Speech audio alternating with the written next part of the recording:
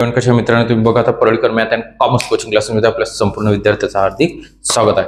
तर बघा विद्यार्थी मित्रांनो, आपण बघत आहे BCom first semester second, BBA सुद्धा फर्स्ट सेमिस्टर सेकंड, बीबीए आणि बीकॉमचं फर्स्ट सेम दोन्ही सेशनला एकच आहे.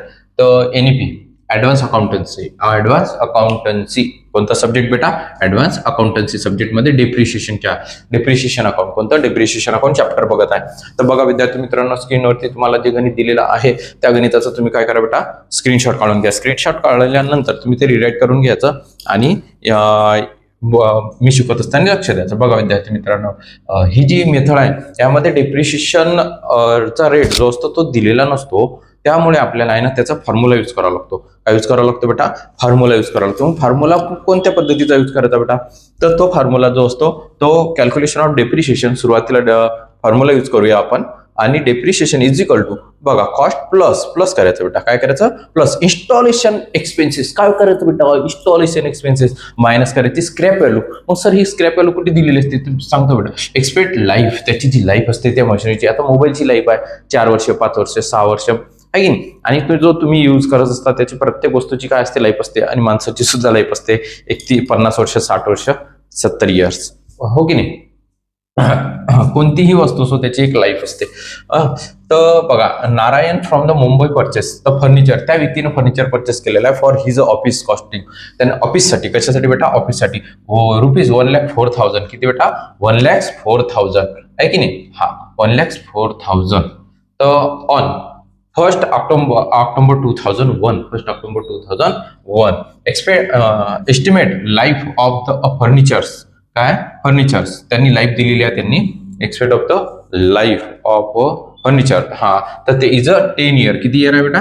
10 इयर्स. अँड सो व्हॅल्यू किंवा असंही देऊ शकतात तुम्हाला, सो व्हॅल्यू किंवा स्क्रॅप व्हॅल्यू, हे दोन्ही शब्द येऊ शकतात. रुपीज 24,000 त्याची जी स्क्रॅप व्हॅल्यू सांगितलेली आहे ती तुम्हाला फॉर्म्युल्यामध्ये मायनस करावं लागत असते. काय करावं लागते?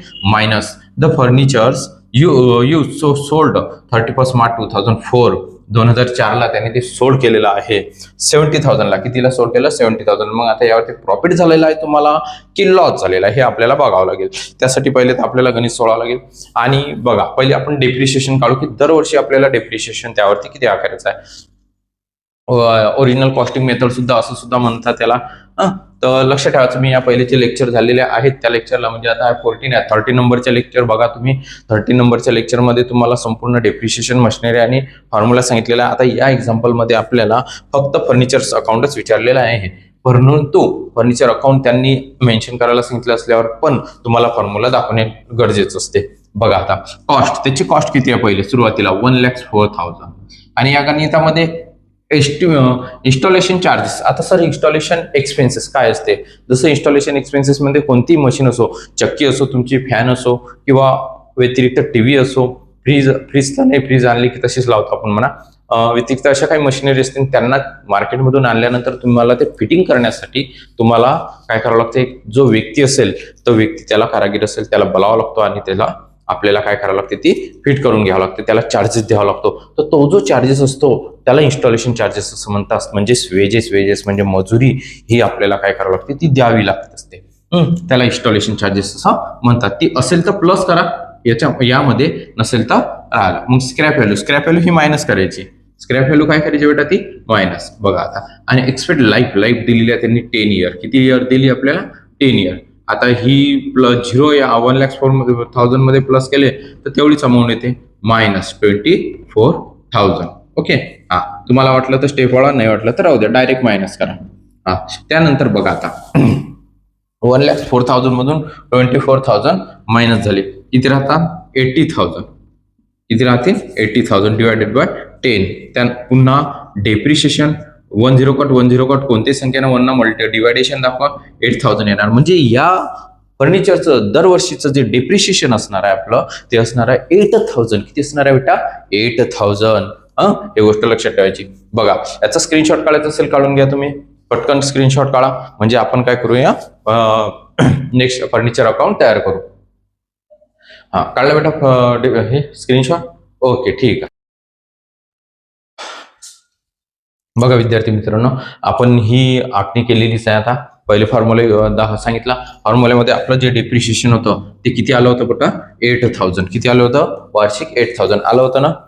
बघून घ्या, नाही तर 8,000 आहे. थोडासा मागे व्हिडिओ करा आणि बघून घ्या. 8,000 आहे आपलं डिप्रिशिएशन. आता बघा, आपण मशिनरी हे जे फर्निचर आहे हे कधी परचेस केलं? 1 ऑक्टोबर 2001 ला परचेस केलं. 2001 ला परचेस केलं. बँक अकाउंटच्या नावाने ते तुम्हाला दाखवावं लागत असते, हे बँक अकाउंट. तर बघा विद्यार्थी मित्रांनो, 31 मार्च क्लोजिंग आहे. कधी आहे क्लोजिंग सांगितलेलं आहे त्यांनी आपल्याला? क्लोजिंग 31 मार्च आहे की नाही? 31 मार्च. मग 31 मार्च क्लोजिंग असेल तर इथं तुम्हाला डेट लिहावं लागेल, 31 मार्च 2002. सर इथं 2002 कसं काय? इथं 2001. हे बेटा 1 ऑक्टोबरच्या नंतर ऑक्टोबर, नोव्हेंबर, डिसेंबर नंतर वर्ष चेंज होते. वर्ष काय होणार? चेंज होणार. तर मग डिसेंबर, जानेवारी, फेब्रुवारी, मार्च. आता बघा, ऑक्टोबर पासून तर मार्च पर्यंत किती महिने होतात बेटा? सांगा फक्त का? 6 महिने, 6 मंथ. काही असल्यास मला कमेंट करायची, पटकन कमेंट करायची आणि सांगायचं. बघा इथे लिहायचं आहे तुम्हाला बाय डेप्रिशिएशन अकाउंट. काय लिहायचं बेटा? By depreciation account, by balance C आणि डी. तर बघा, ऑक्टोबर ते वर्षभराचं पूर्ण 12 महिन्याचं जे 12 मंथचं जे आहे ते 8,000 डेप्रिशिएशन आहे. मग 8,000 हे 12 मंथ आहे, तर 6 मंथचं किती? याला डिवायडेड बाय किती करायचे? 2. कारण की 12चे अर्धे किती होतात? 6. हे तुम्हाला समजतेच. मग आता 8च्या हाफ किती होणार? 4,000. मग इथे दाखवायचं 4,000. हे मायनस करायचे. 1,04,000 मधून 4,000 मायनस करा. किती राहतात? 1 lakhs. किती राहतील बेटा? 1 lakhs. ओके, आलं लक्षात? आता ते नेक्स्ट 1 एप्रिल 2002. नेक्स्ट दुसरा दिवस, मार्चच्या नंतर दुसरा दिवस, 31 मार्चच्या नंतर सेकंड जो डे असतो तो कोणता राहणार बेटा? आपला 1 एप्रिल 2002. आलं का लक्षात? पिंट्या समजून घे. बाय बॅलेन्स बी आणि डी. 1 lakhs हे झालं तुमचं बॅलेन्स सेकंड दुसऱ्या वर्षीचं. 31 मार्च 2003 येणार. आता 3 मार्च, एप्रिल, मे, जून, जुलै, ऑगस्ट, सप्टेंबर, ऑक्टोबर, नोव्हेंबर, डिसेंबर. नेक्स्ट इयर चेंज डिसेंबरच्या नंतर जानेवारी, फेब्रुवारी, मार्च. हे झाले 12 month. By depreciation account by काय दाखवा? बॅलेन्स सी आणि डी. 8,000. आता इथं किती येणार? 8,000. कारण की हे तुम्ही पूर्ण 12 मंथ काय करू? आता आपण यूज करणार का नाही? 12 मंथ पूर्ण यूज करणार आहोत. मग आता 1 lakhs 8,000, 1 lakhs मधून 8,000 मायनस करा. किती राहतात? 92,000. किती राहतील बेटा? 92,000. ते नेक्स्ट दुसऱ्या दिवशी 1 एप्रिल 2003 बॅलेन्स बी आणि डी. बघा 92,000. ओके, मग 92,000 इथे लिहायचं 31 मार्च 2024.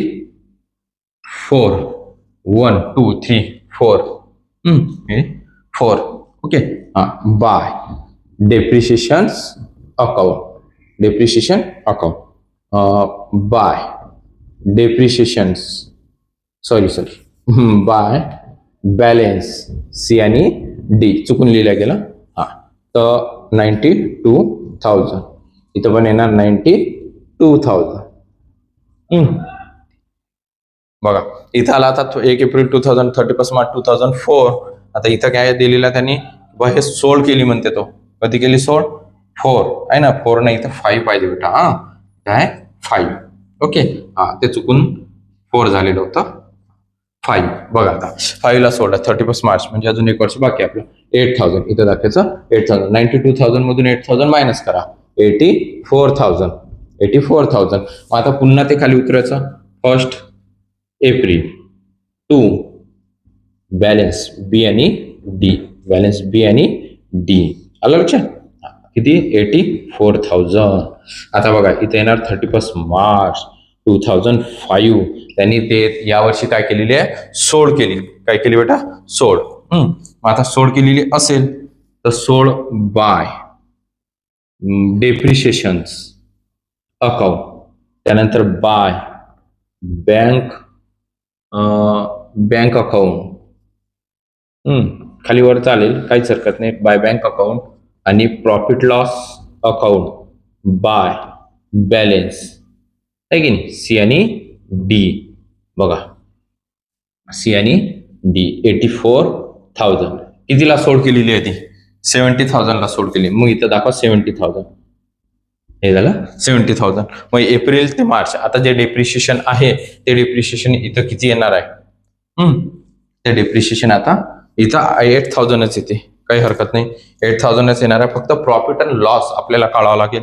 डेप्रिशिएशन तर 8,000च येणार, पूर्ण 12 महिने यूज करून राहिला तो, म्हणून. नाहीतर या 13 नंबरच्या गणितामध्ये बघा तुम्हाला मी 22,500 असं काढून दाखवलेलं होतं. या नेक्स्ट एक्झाम्पलमध्ये आपल्याला डेप्रिशिएशन 8,000 दाखवावं लागते, कारण की एप्रिल ते मार्च पूर्ण 12 मंथ आहे. प्रॉफिट लॉस, आता हा प्रॉफिट लॉस सर कसा काढायचा? तुम्ही प्रॉफिट लॉस हा बघा, आता प्रॉफिट लॉस काढूया आपण. तर प्रॉफिट लॉस मध्ये काहीच हरकत नाही, एक साध्या पद्धतीमध्ये तुम्हाला इथं सांगतो मी, आपण काढून घेऊ. बघा कितीला शॉर्टकट 1,04,000 आहे की हा 1,04,000. हा 4,000 मायनस किती राहिले 1 lakhs. पेपरमध्ये 13 नंबरच्या गणितात बघून घ्यायचं हे कसं लिहायचं आहे म्हणून. बाकीचे आता तुम्ही लिहिजा, चालेल. पेपरमध्ये दाखवायचं ते. त्यानंतर हा किती राहिले आपले 92,000. ओके 92,000 पुन्हा 8,000 मायनस किती राहतात 84,000. पुन्हा 8,000 मायनस करायचे आहेत. मग आता किती राहतात आपले 76,000. 76,000 बघा 76,000. मग 76,000 मधून 70,000 आता इथं काय केलेलं आहे ते सोड केलं 70,000. म्हणजे बघा आता 76,000 म्हटल्यानंतर 70,000 म्हणजे लॉस झाला. लॉस झाला ना. 76,000 ची जी मोबाईल होता तुम्ही 70,000 ला सेल केला, लॉसच झालेला तुमचा. तर बघा इथं 6,000 येणार. किती येणार तो 6,000. याचा अर्थ लॉस जो आहे तो येतो आपला 6,000. किती येणार आहे बेटा 6,000. 84,000 मधून आता हे सगळ्याची ऍडिशनल करायची. 70,000 प्लस 8,000 किती होता 78,000. 78,000 प्लस 6,000 84,000. मग 84,000 मधून 84,000 मायनस झाले, किती राहतात 0. किती राहिले बेटा 0. किती राहिले 0. आलं का लक्षात? तुम्हाला याचा स्क्रीनशॉट काढायचा असेल काढून घ्या, समजलं? हा बघा आता त्यानंतर कसं राहते समजलं ना. पाहता विद्यार्थी मित्रांनो, पुन्हा ते बॅलन्स तुम्ही तिथे दाखवू शकता. टू बॅलन्स बी आणि डी हेच आहे. त्यानंतर 1 एप्रिल 2005 टू बॅलन्स नेक्स्ट ओळीवर लिहायचं बेटा बी आणि डी किती 0,0,0 आणि हे खालून काय करायचं क्लोज करायचं. काय करायचं बेटा ते क्लोज करायचं. ही गोष्ट लक्षात ठेवायची. आलं का लक्षात? समजलं? स्क्रीनशॉट काढायचं असेल काढून घ्या. व्हिडिओ आवडल्यास लाईक करा, शेअर्स करा आणि सबस्क्राईब जरूर करा. आणि तुमच्या मित्रांना सुद्धा तुम्ही काय करा शेअर्स करा. आपल्या इथे ऑनलाईन बॅचेस सुद्धा घेतल्या जातात. ऑनलाईन बॅच कोणाला जॉईन करायची असेल तर ते सुद्धा तुम्ही जॉईन करू शकता.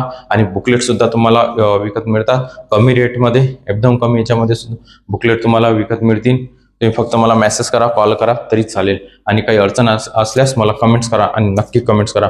बेलचं बटन दिलेलं आहे ते सुद्धा दाबा, म्हणजे प्रत्येक वेळेस तुम्हाला नोटिफिकेशन काय राहणार हे मिळतच राहणार. जय हिंद, जय महाराष्ट्र. स्क्रीनशॉट काढायचं असेल काढून घेतो.